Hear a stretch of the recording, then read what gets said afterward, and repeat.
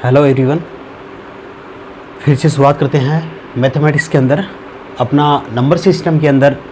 पिछली कक्षा के अंदर हम भाग 1 के अंदर हमने पढ़ा था प्राकृत संख्या, पूर्ण संख्या, पूर्णांक संख्या, सम संख्या और विषम संख्या। सभी संख्याओं के साथ में हमने प्राकृत संख्या कहाँ से स्टार्ट होती है, 1 2 3 4 5 अनंत। पूर्ण संख्या 0 1 2 3 4 5 अनंत। पूर्णांक संख्या है -इन्फिनिटी से लेके -3 -2 -1 0 1 2 3 4 ऐसे +इन्फिनिटी तक। सम संख्या कौन सी, जिसमें 2 का पूरा भाग जाता है, 2 4 6 8 10 12 14 16। विषम संख्या जिनमें 2 का पूरा भाग नहीं जाता है। अभी हम इनके आगे चलते हैं कि इनके अलावा वो कौन कौन सी संख्याएं हैं जिनको हम गणित के अंदर पढ़ेंगे। तो आइए उनको देखते हैं आज विस्तार से कि नंबर सिस्टम के अंदर कौन कौन सी संख्याएं हैं। सबसे पहले हम बात करेंगे अभाज्य संख्या की। अभाज्य संख्या, अभाज्य संख्या के अंदर हम एक बात ध्यान करेंगे। सबसे पहले हम यहाँ पे कुछ संख्याएं लिख लेंगे, यहाँ पे नंबर से 1 2 3 4, यानी कि सभी प्राकृत संख्या लिख देंगे। यहाँ पे ये लिख दिया हमने कुछ एग्जाम्पल के तौर पे।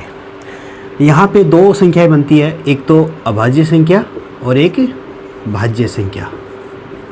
ये एग्ज़ाम के हिसाब से बहुत ही महत्वपूर्ण है, कंपटीशन में भी आती है और जितने भी कक्षा के वर्ग हैं 12वीं तक, वहाँ तक भी ये बहुत इंपॉर्टेंट है। तो यहाँ पे अभाज्य संख्या कौन सी होती है और भाज्य संख्या कौन सी होती है, देखिए यहाँ पे सिर्फ एक को छोड़ दीजिए। एक के बाद में जितनी भी संख्या हैं उन संख्याओं में अभाज्य संख्या तो वो होती है जिसमें पहली कंडीशन तो होती है खुद का भाग जाए, स्वयं का भाग जाए। और ये आपको पता ही है, हर संख्या में खुद का भाग जाता है। कोई सी भी संख्या हो, चाहे दुनिया में कोई सी भी संख्या हो, खुद भी भाग जा रहा है। जैसे 4 में 4 का जाता है, 3 में 3 का जाता है, 2 में 2 का जाता है, 10,000 में 10,000 का जाता है। और दूसरी कंडीशन इसकी होती है इसके अलावा किसी का नहीं जाए।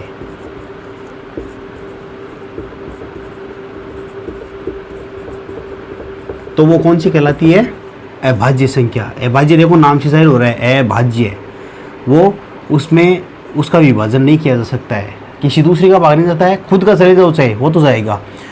और भाज्य संख्या कौन सी होती है, स्वयं का भी जाए, वो तो जाएगा ही जाएगा, भाग जाए। और दूसरी बात होती है किसी अन्य का भी भाग जाए। क्यों? क्योंकि इसका नाम ही क्या जाहिर हो रहा है, भाज्य संख्या है।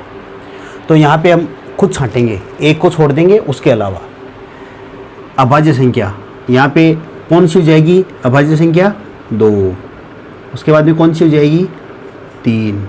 4 नहीं होगी, 4 कौन सी संख्या होगी, भाज्य संख्या। आ गया समझ।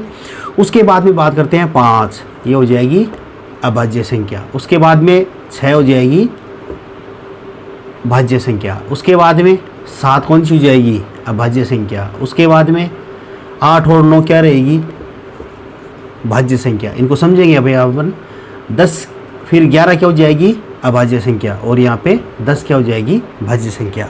अब देखिए 2 अभाज्य संख्या क्यों है, खुद का भाग खुद में जा रहा है, 2 का भाग 2 में जाता है, 3 का भाग 3 में जाता है, 5 का भाग 5 में जाता है, 7 का भाग 7 में जाता है, 11 का भाग 11 में जाता है। अब आप ये तो इनके अलावा कौन सी संख्या है, एक का जा सकता है इसमें, एक का जैसे 2 में 1 का भाग देंगे तो 2 ही आएगा, सेम ही आ जाएगा। लेकिन इसके अलावा किसी का भी नहीं जा रहा है, इसके अलावा खुद के अलावा किसी का भाग नहीं जा रहा है, तो ये सब संख्या क्या हो जाएगी, अभाज्य संख्या।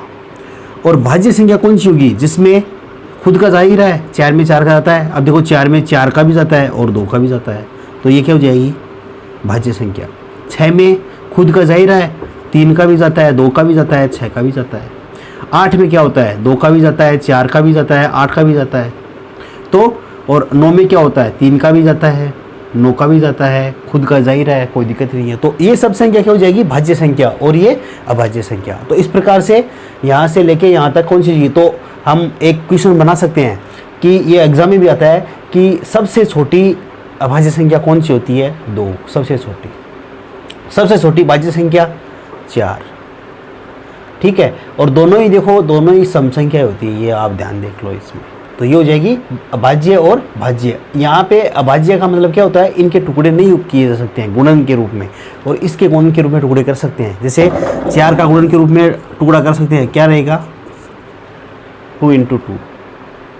तो ये दोनों पार्ट हो गए। उसके बाद में बात करते हैं अपन संख्या के अंदर रियल नंबर, वास्तविक संख्याएं। वास्तविक संख्याओं के 2 पार्ट है अपने पास में। पहला पार्ट होता है कौन सा, परिमेय संख्या, जिसको अपन बोलते हैं रेशनल नंबर, और दूसरा होता है अपरिमेय संख्या, इरेशनल नंबर। परिमेय संख्या क्या होती है, जिसको अपन P/Q के रूप में लिख सकते हैं, जहाँ पे Q का मान क्या नहीं होना चाहिए, 0 नहीं होना चाहिए। तो ये क्या हो जाएगी परिमेय संख्या। अपरिमेय संख्या क्या होगी, इसके विपरीत। मतलब परिमेय संख्या का सीधा सीधा मतलब क्या होता है, जैसे मान लीजिए यहाँ पे लिखा हुआ है 7/11, तो ये क्या है, यहाँ पे Q का मान 0 नहीं है, तो ये क्या हो जाएगी परिमेय संख्या, जिसको P/Q के रूप में लिखा जा सकता है। Q का मान 0 नहीं हो उसको परिमेय संख्या कहते हैं। और ये ज़रूरी नहीं है, जैसे अपन भिन्न बोलते हैं, जिसको भिन्न बोलते हैं ना, जैसे 3/6 ये हो जाए, तो ये कुछ ज़रूरी नहीं है परिमेय संख्या हुई। यदि इसमें पूरा भाग चला जाए तो परिमेय संख्या नहीं होगी। लेकिन फिर भी जैसे मान लीजिए इसमें भाग देंगे तो 1/2, तो ये परिमेय संख्या है, कोई दिक्कत नहीं है। लेकिन यहाँ पे अपरिमेय संख्या कौन सी होगी, जैसे √2, √3, √6, ये सब क्या है अपरिमेय संख्या, जिनको P/Q के रूप में नहीं लिख सकते।